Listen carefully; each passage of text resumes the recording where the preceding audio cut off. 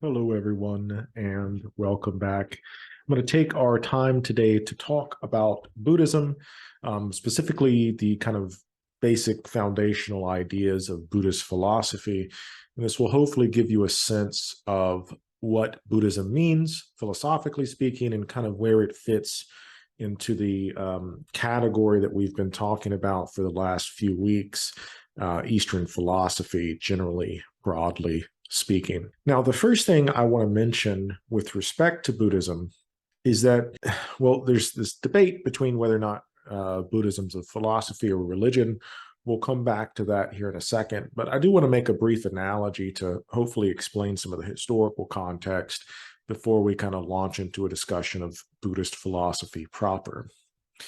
So if you've taken like a world religions class, you've undoubtedly studied Buddhism within the context of religion. And in a historical and religious context, Buddhism kind of emerges out of and from Hinduism. The Western analogy, the most simple, straightforward Western analogy would be if you look at the relationship between Christianity and Judaism, Christianity comes out of and utilizes, by come out of, I mean that Christianity utilizes a lot of basic Jewish terminology, theology, and philosophy, right? And early Christians thought and viewed themselves as being Jewish. I mean, ethnically and culturally, they were Jewish, but they didn't see themselves doing anything different or outside of Judaism. A lot of the concepts of their concept of God, their concept of sin, of salvation, of community, all of that is rooted in the Torah, and all of that is rooted in the Hebrew Bible, right?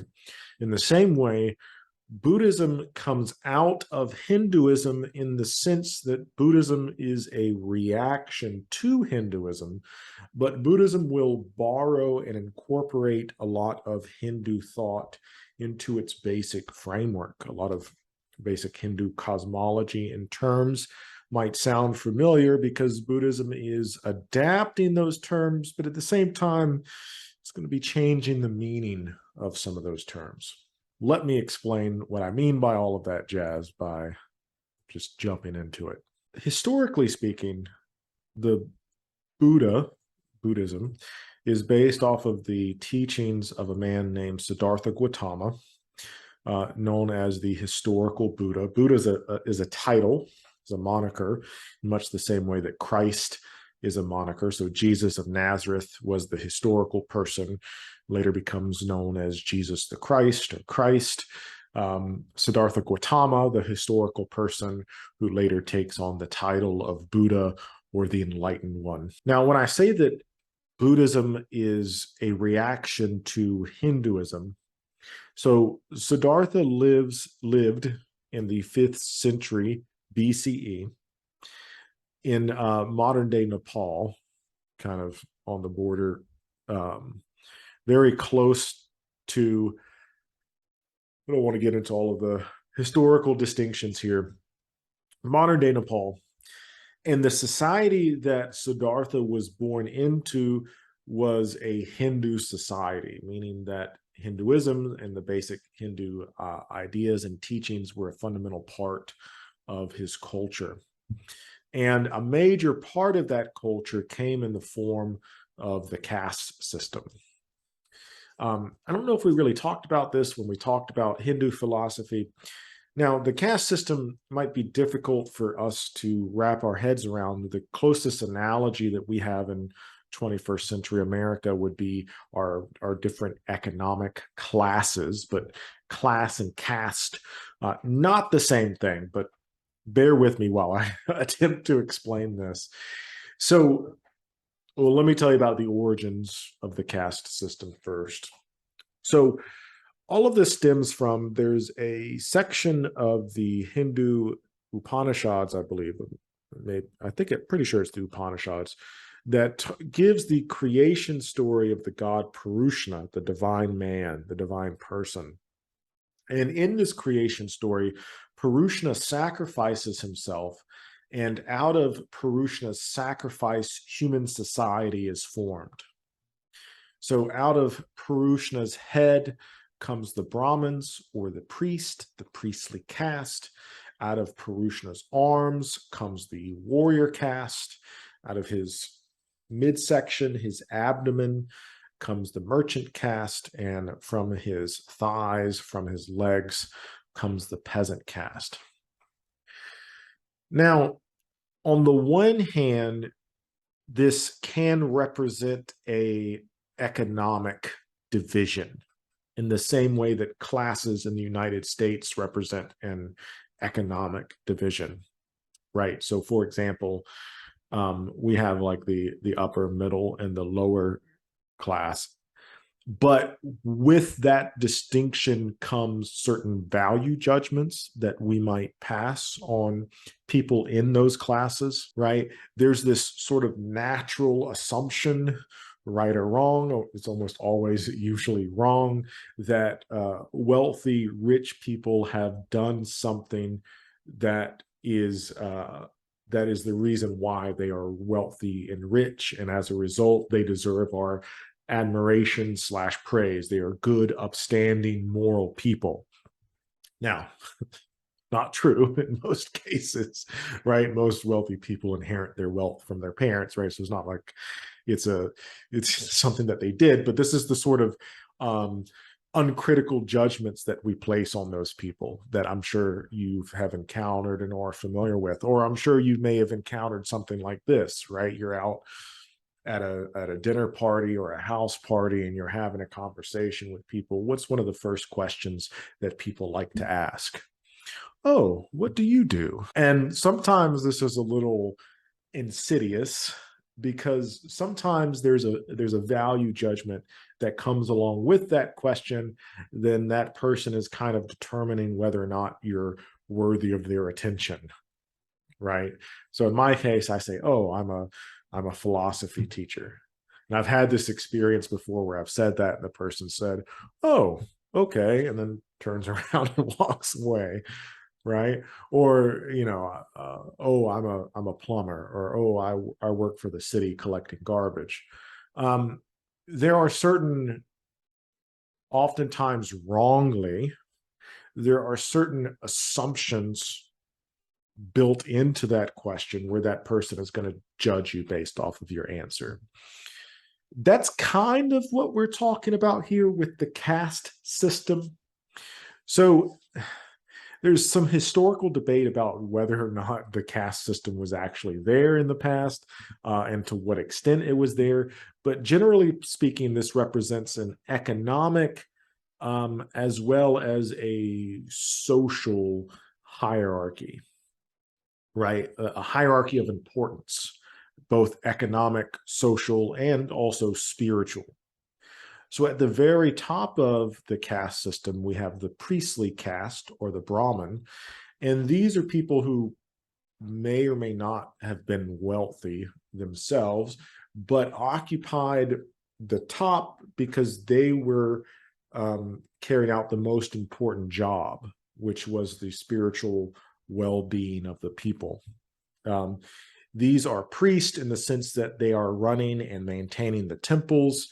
They are leading and conducting worship services, and they're also performing these kind of societal obligations, societal ceremonies, such as marriage was a big thing, funeral services, that sort of thing. And as a result, they are held in esteem because of the part that they're playing. Then you have the warrior caste. The warrior caste also included people in political power, such as kings, sometimes aristocrats. These are people who controlled, obviously, the military, or the who controlled violence, so to speak. This is where it gets a little bit tricky, because right below the warrior caste, you also have the merchant caste. The merchant caste could refer to, this is a very loose term, it could refer to people who are buying and selling goods / services within India and outside of India. But it can also refer to what we would call like artisans, people that have specialized skilled labor such as construction workers, maybe engineers, shoemakers, clothing manufacturers, stuff like that. Now, don't think of these as too concrete of categories, because oftentimes what would happen, I mean, you could guess who's making the most money here. Oftentimes in Indian history, you would have people from the merchant class that would be a lot more wealthy than people of upper class. So it's not just an economic distinction, but it's more so like a spiritual value type distinction. And at the very bottom, you have the Sudra, or the peasants. This refers to people that are doing menial, quote unquote, menial jobs, people who would be cleaning out and emptying the city's sewage, for example, people who are working the land. This would not refer to people who own the land, however, just people that are working on the crops, harvesting the crops, stuff like that. It's hard to say how much of this is fact, like how strictly, depending upon when you look at Indian civilizations, going to determine how rigid these categories were. But there's a social dynamic to it that has been there for a really long time, social/spiritual dynamic, in that it was seen that the priestly caste were the people who were closest to understanding the spiritual truths that were taught by the sacred text of Hinduism. There's the other social component to this, is that one's caste is, determined by one's birth. Who your parents were determined who you were. Marriage is a big thing here, right? You could only marry in your caste up until very recently. This is the part of the social structure that Siddhartha is born into. And the reason why I bring this up is because it's going to play a very fundamental role in the story of Siddhartha. Now, one's caste also is representative of one's, if you kind of reference back to our Hindu lecture, there's this term called dharma. And back then I said that dharma represents duty. So for example, in the Bhagavad Gita, Prince Arjun is of the warrior caste. And what is Arjun's duty? Arjun's duty is to fight. Why? Because he's a warrior, right? So there's very much this idea in the air. So how this relates to Siddhartha, we have a couple of different pictures here that are supposed to reference the life of Siddhartha. This is a very mythologized reading, and I'll get into that here a little bit later. So the story of Siddhartha Gautama goes that when his mother was pregnant, and we kind of have so the story goes that when Siddhartha's mother was pregnant, a priest came to her and kind of gave a prophecy that her child was either going to be a great warrior or a great priest. So going back to that caste system.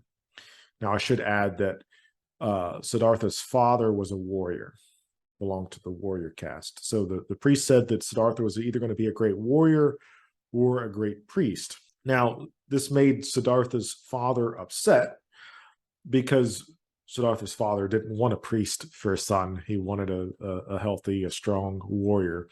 And so the story goes that as Siddhartha is growing up, his father does everything that he can to ensure that he becomes a warrior and not a priest. So growing up, he has Siddhartha go through all of this military training. He learns how to fight. He learns how to ride in a chariot, to shoot a bow.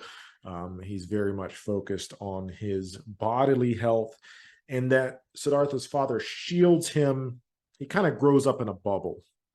He shields him from the outside world, right? He doesn't let him experience, and this is, again, a romanticized story, but it's kind of like grows up like a kid in a bubble. He doesn't get to experience all this stuff. He's very focused on what he can experience, and what he can experience is kind of narrowed down to the warrior's lifestyle. He's not exposed to anything else. He's especially not exposed to any like religious teaching or religious text. So the story goes that Siddhartha's raised this way, right? He gets his warriors training, all seems to be going well and good until one day Siddhartha kind of like breaks out of the house and goes out exploring on his own along with his advisor, his servant, right? And the story goes is that as Siddhartha makes his way into town, he passes three people. So him and his advisor are riding in his fancy chariot because his father's wealthy. And they pass a man who's laying on the side of the road and he's ill. According to the legend, Siddhartha had never seen a sick person before, right? His father shielded him from the outside world. His father didn't let any sick people in. He didn't let any old people in. He didn't let any dying people in. So Siddhartha passes this man and he turns to his servant and he says, "What's wrong with that guy? Why is he just laying there? Why does he look like that?" And the servant says, "Well, Siddhartha, this man is ill." Siddhartha kind of has this cognitive dissonance. He has this kind of like intellectual crisis. And he says, well, what does that mean? And the servant says, "Well, everybody gets ill." And Siddhartha says, "Well, am I going to get ill?" And the servant says, "Yes, Siddhartha, one day you will be ill." Now they hop back in the chariot. They keep going down the road. And Siddhartha sees this old elderly man who's kind of like hobbling along on the side of the road with his walking stick. And he says, "Whoa, whoa, whoa, whoa, what's wrong with this guy? Why does he look like that?" And his servant says, "Well, Siddhartha, this man is old and elderly." And Siddhartha says, "Well, what does that like? What does that mean?" And the servant says, "Well, everybody gets old unless you die first, right? Everybody gets old." And Siddhartha says, "Well, will I be old? Will I look like that one day?" And the servant says, "Of course, we all get old. And one day you too, Siddhartha, will be old." Hops back in the chariot. And as he continues down the road, he sees a funeral procession. People are carrying a deceased person to be buried. And Siddhartha says, "What's happening here? Why is that person all wrapped up?" And his servant says, "Well, Siddhartha, this man has died." And Siddhartha's question, "Will I die?"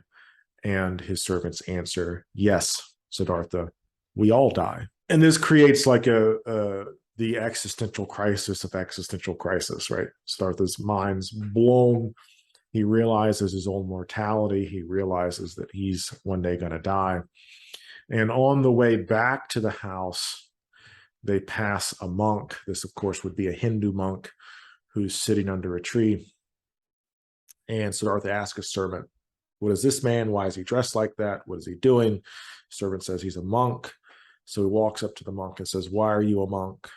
Right? And the monk starts to explain to him the role and the purpose of, in this case, Hinduism, of religion, trying to figure out what all this life is about. And so Siddhartha decides, "I too will be a monk." So the story goes that now, again, a little bit historical context. So monks within Hinduism, you have Brahmins who are teachers, who care for the temple, who perform public services. And part of the Brahmin caste, you also have people who would take vows of renunciation. Now, Hinduism has monks.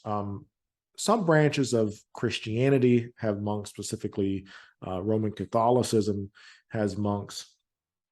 And at this time, you have the rise of the type of monk that Siddhartha encountered was this wandering ascetic, this person who had given up all of their worldly possessions. No, they were all men at this time, had given up all of their worldly possessions, were living off of very little, and the idea is that they were focusing on different paths to enlightenment, yoga, breathing exercises, chanting, stuff like this. And so the monk that Siddhartha encounters was practicing a form of self-denial, and that this is what Siddhartha takes up. So in the story, Siddhartha basically renounces his father's wealth, renounces his father's position. It's very dramatic. He like takes off his fine clothes, hands them to the servant, and goes and sits in the woods. And he learns from these other monks. Depending upon the version that you read or listen to, he encounters a handful of different teachers who all teach him different aesthetic practices. He learns yoga, he learns breathing exercises / meditation. He reads the holy text, and he spends, I think it's the next 5 years. I could be wrong about that. He spends the next several years pursuing these different exercises and techniques in an attempt to figure out, what he just witnessed, specifically in an attempt to come to terms with the fact of his own mortality, the fact that he was going to die. And the story goes that after so many years of doing this, Siddhartha becomes increasingly frustrated because he can't do it. In one of the texts, Siddhartha says that the aesthetic practice was like trying to tie the air into knots, that it was a useless exercise. So the story says that he kind of gives up. He walks to a local village. There, a woman greets him with some food. He had been practicing extended fasting. He takes the food, he eats the food, he's rejuvenated, and he goes and sits down under a Bodhi tree to relax, to meditate, and it's there that he achieves enlightenment. The path that Siddhartha is going to take is called the middle way, the middle path. The middle path between, on the one hand, this kind of worldly existence, and on the other hand, this very austere religious ascetic who's given up all of his money and wealth, the middle path between that. And the first sermon that Siddhartha preaches after he obtains enlightenment is what I would like for us to focus on. Oh, real quick, I have a quote about that story I just told you. Most likely, and this is by a Buddhist scholar, John Kohler, most likely the truth of the legend of the 4 signs is symbolic rather than literal. In the first place, they may symbolize existential crisis in Siddhartha's life occasioned by experience with sickness, old age, death, and renunciation. Right? These are the 4 people that he meets. More importantly, these 4 signs symbolizes his coming to a deep and profound understanding of the true reality of sickness, old age, death, and contentment, and his conviction that peace and contentment are possible despite the fact that everyone experiences old age, sickness, and death. Before we kind of launch into our discussion of the noble truths, talk very briefly about this question, whether or not Buddhism is a religion or is it a philosophy? The short answer to this question is that there's not a good answer. So it's a religion in the sense that there are some characteristically religious aspects of Buddhism. As you see here in the picture, Buddhists pray, there are Buddhist temples, there are Buddhist wedding rituals, funeral rituals. Depending upon the Buddhist denominations, there's going to be gods and goddesses, all things which are characteristic of how us in the West would define religion. But what I'm telling you now, which is the lies at the heart, or what I will be telling you with the 4 noble truths, which lies at the heart of Buddhism, is not theological in nature. So it's an ongoing discussion. I'll allow for you to kind of make up your mind whether or not you see it as more of a religion or more of as a philosophy.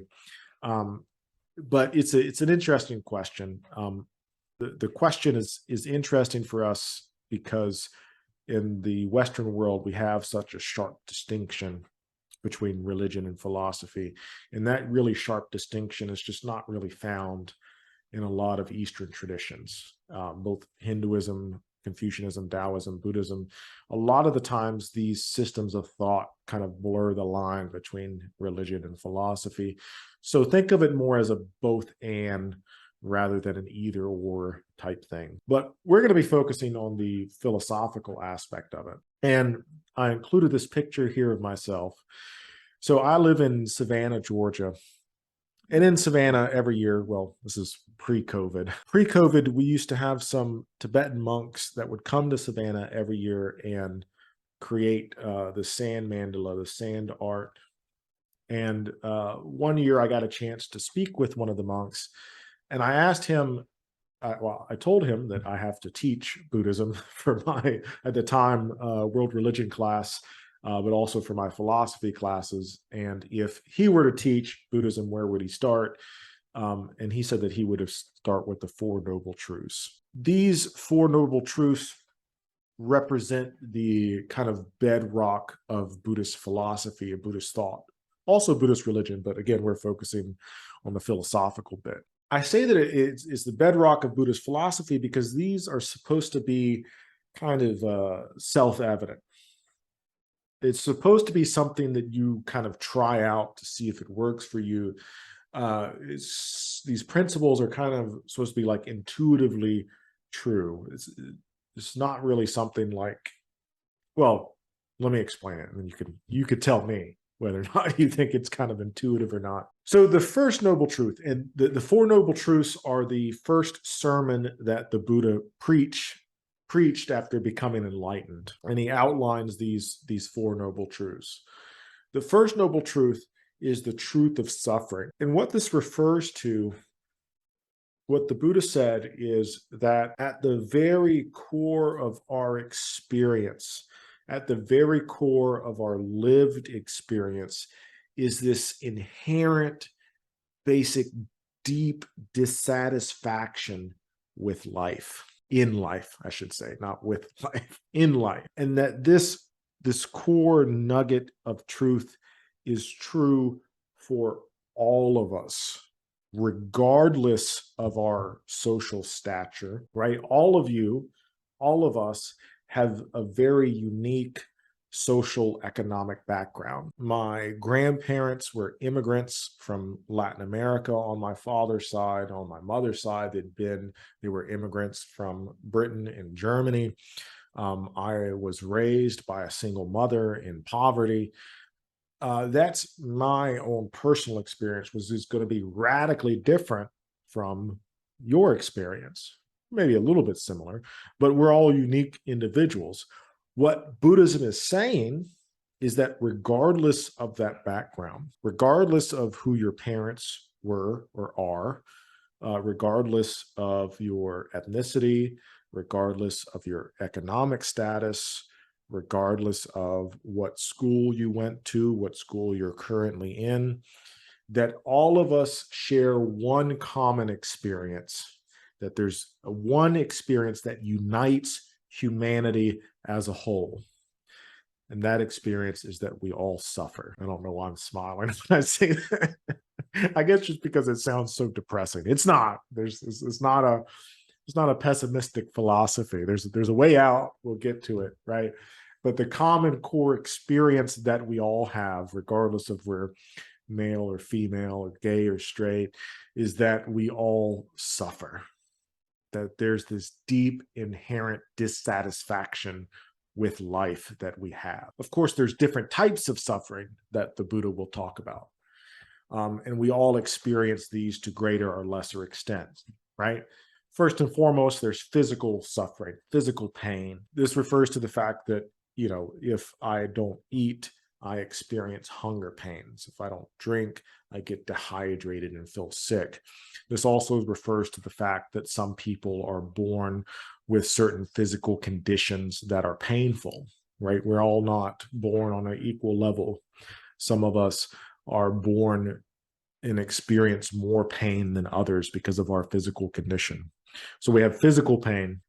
We have psychological pain, the pain that we experience, for example, after the end of a relationship, or the pain that we experience after the death of a loved one. It's the psychological pain, or the pain that we might experience from childhood trauma that we have not yet overcome. And then there's also social pain, not meeting certain social expectations.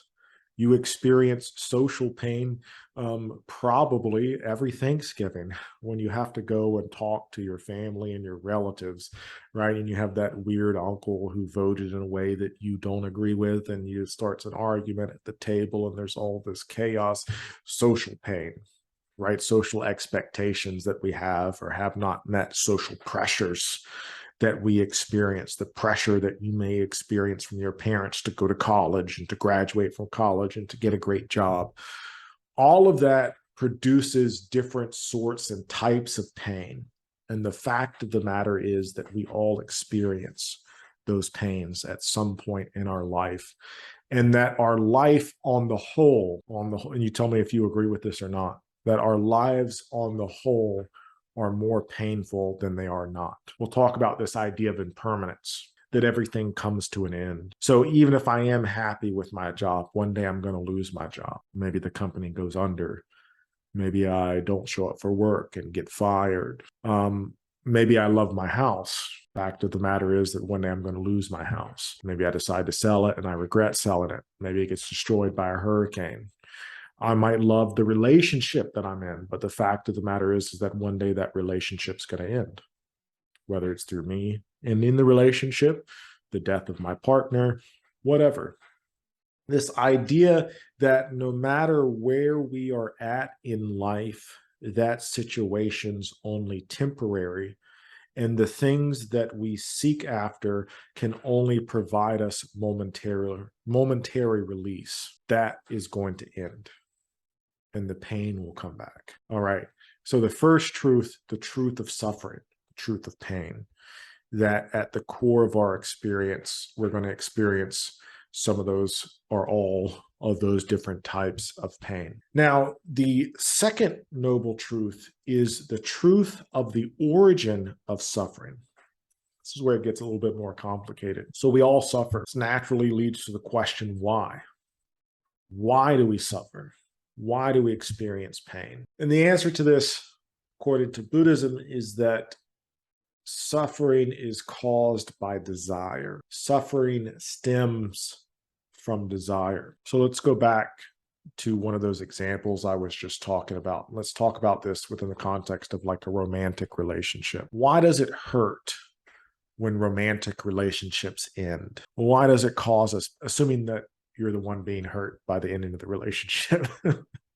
Maybe you're happy that the relationship ended. We're not talking about you, right? We're talking about the heartbreak person who's distraught.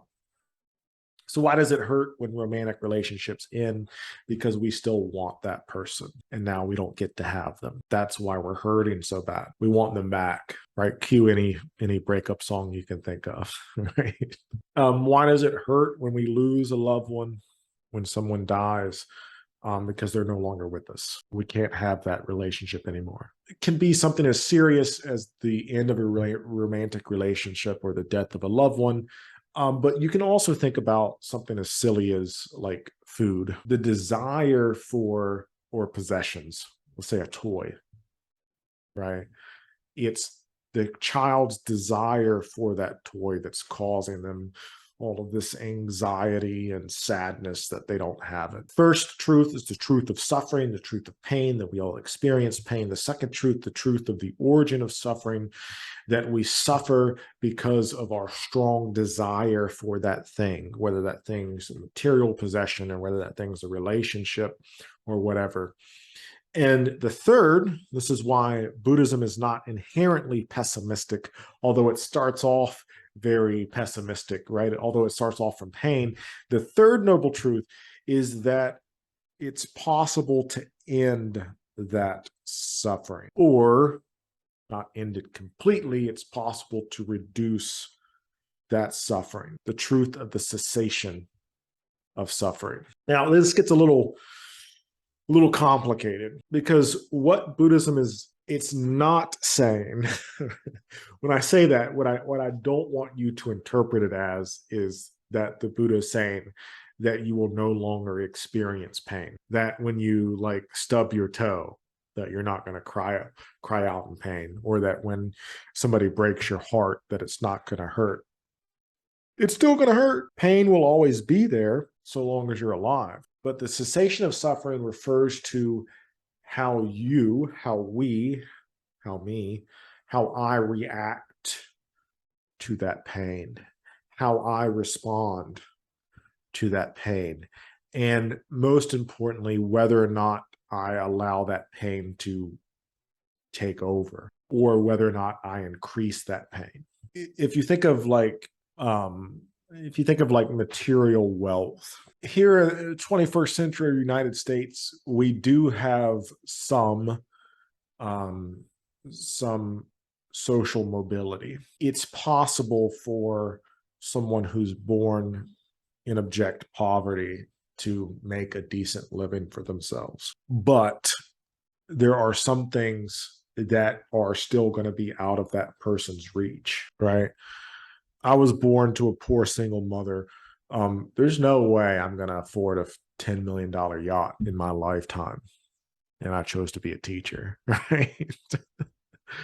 I'm not going to afford that yacht. Now, I have a couple of different ways I can react to that realization. I could be upset. I could be ticked off that I will never afford that yacht. I might even make the decision and say, you know what? I'm tired of being a teacher and getting crap pay just to teach these bratty students. I'm just kidding, right? I'm tired of making this horrible pay being a teacher.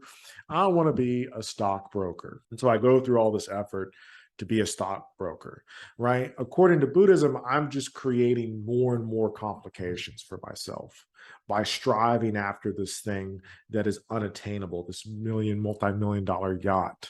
But even if I were successful, even if I said, forget teaching, I'm going to be a stockbroker, went back to school, got a stockbroking degree. It shows how little I know about making money.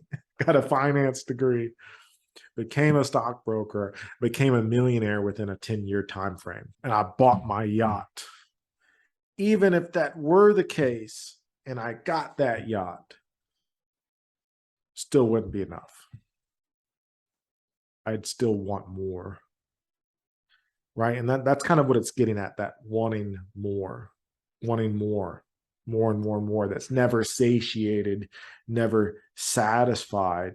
That I can control, that I can work on, that I can temper, that I can reduce.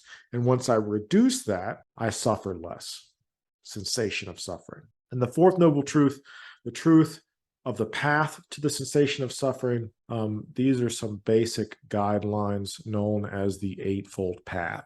Techniques and tips to teach you to get to the cessation of suffering. These are very broad in nature: right view, right intention, right speech, action, livelihood, effort. And these are pretty straightforward moral precepts, right? Right intention, that you're doing an action for the right reason, and that if you do this, it will reduce your suffering. So why am I a teacher? Well, if I'm a teacher just because teachers get great holidays, right? If I go into teaching just because I get 2 months off out of the year, and then I find out once I actually start teaching that I got to deal with all of these students and their problems, and that the pay sucks and I have to work 60 hours a week, well, it turns out to be not such a great deal, right? But if I want to teach because I want to make a difference in somebody's life, because I enjoy the content that I'm teaching, because I would be teaching even if I weren't getting paid money to teach. Right intent, I'm doing it for the correct reasons. Right speech, that I'm kind to people, that I'm not hurtful with my language, that I'm intentional with what I say to people, that I don't just make flippant comments about somebody's appearance, right? And that if you follow these general precepts, general moral precepts, that it will lead you to the cessation of suffering, that will reduce the amount of suffering in your life. Okay, so that's the basic kind of logical framework that Buddhism operates on. But there's also some cosmological considerations and terms that I want to touch on that are important to understanding Buddhism as a whole. Again, cosmology, if you don't remember, modern day cosmology studies the nature and the structure of the universe, and that's kind of what we mean in this concept, in this context. But cosmology here is going to deal with some metaphysical concepts that modern cosmology wouldn't. So the basic structure feature of the universe. The first thing I want to touch upon is this idea of dharma. Now, when we talked about Hinduism, I said that dharma means, roughly translates to duty or purpose. Buddhism, it means something slightly different. So I have a quote here from Buddhist scripture about dharma. Our life is shaped by our mind. We become what we think. Suffering follows an evil thought as the wheels of a cart follow the oxen that draw it. Our life is shaped by our mind. We become what we think. Joy flows from a pure thought like a shadow that never leaves. So within the context of Hinduism, dharma was interpreted as more so like one's social duty, one's social obligation, one's social standing. The Buddha will kind of play on that concept, but here dharma means the situation that we've created for ourselves and the path that we've created for ourselves. So the first distinction that Buddhism makes that's different from Hinduism is that dharma is a much more flexible concept. And here it's overtly psychological rather than social. Our life is shaped by our mind, right? So we determine the path that our life's going to go down. Not in the sense that we can determine what happens to us, again, but in the sense that we can determine how we react to those things. Look at that second sentence there. Suffering follows an evil thought. If we dwell, if we ruminate on negative thoughts and actions and feelings, it's going to increase our suffering. Suffering follows an evil thought as the wheels of a cart follow the ox that drive it. So thinking about that, dwelling on that lost relationship, dwelling on that wrong decision that we made that passed in our life, or if you're laying in bed and thinking about that cringy thing that you said in middle school, that's doing you no good. And it's only causing you undue stress and undue suffering. This is kind of the concept. That's a stupid example, but that's kind of what we're talking about here. The second idea that we find in Buddhism that's distinct from Hinduism is this idea of impermanence. Well, it's not distinct. Anyway, I'm getting myself bogged down here. So the Buddha's last words, now then I address you, all compound things are subject to decay. Strive diligently. All things must pass, to use the words of George Harrison. All things end. All things come to an end. Whether it's relationships, whether it's our job, whether it's our family. The idea to remember is that whatever position you're at in life is temporary. Your happiness is temporary, but also your suffering is temporary. That the circumstances that led to that are malleable or changeable. Now, to kind of bring all of this together, I want to talk about this concept of samsara, which is another term borrowed from Hinduism. And this is what the Buddhist scripture says about samsara. From an inconstruable beginning comes transmigration of the soul. We'll talk about that here in a second. A beginning point is not evident. Through beings hindered by ignorance and fettered by craving are transmigrating and wandering on. This relates back to this concept of the wheel of life, the cycle of the soul. Oh, another important concept that I forgot to mention is this idea of reincarnation, the reincarnation of the soul, which again comes from Hinduism. So samsara is this cycle, this never-ending cycle of birth, life, death, rebirth that goes on and on and on, that has happened for all eternity and that will happen for all eternity. Now, Buddhism treats samsara, the idea of reincarnation is still there. The idea of karma is still there. Karma, the accumulation of right or wrong action, the consequences of right or wrong action. But again, the idea of Buddhism, one of the central ideas of is impermanence. Even the cycle of samsara will come to an end. And since we're dealing with the kind of philosophical rather than the religious version, is this idea that we go through different cycles in our life. But again, going back to the quote, that these cycles are, these paths are determined by ourselves. A note on impermanence, because I think this relates to what I'm trying to explain here. And because when I talk about impermanence within the context of Buddhism, I oftentimes get a lot of confused looks because people tend to interpret this very nihilistically. So if I, talk about this within the context of a relationship, a romantic relationship, oftentimes in an in-seat class, somebody will ask, well, if it's just going to end, what's the point? Why even do it in the first place? And so I have a nice quote here by Joshua Mark, who kind of explains this idea of impermanence, and I think in a way that will make a little bit more sense. Buddhists compare this realization, the realization of impermanence, that all things come to an end, compare this realization to the end of a dinner party. When the meal is done, one thanks one's host for the pleasant time and goes home.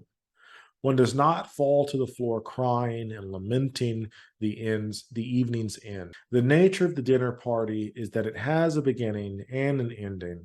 It is not a permanent state, and neither is anything else in life. Instead of mourning the loss of something that one could never hope to have had held on to, one should appreciate what one has experienced for what it is and let it go when it's over. It's a nice way of putting it. So the outcome is not pessimism or nihilism, but rather an appreciation for what has happened or what is happening. An appreciation for one's current state, if you're enjoying it, right?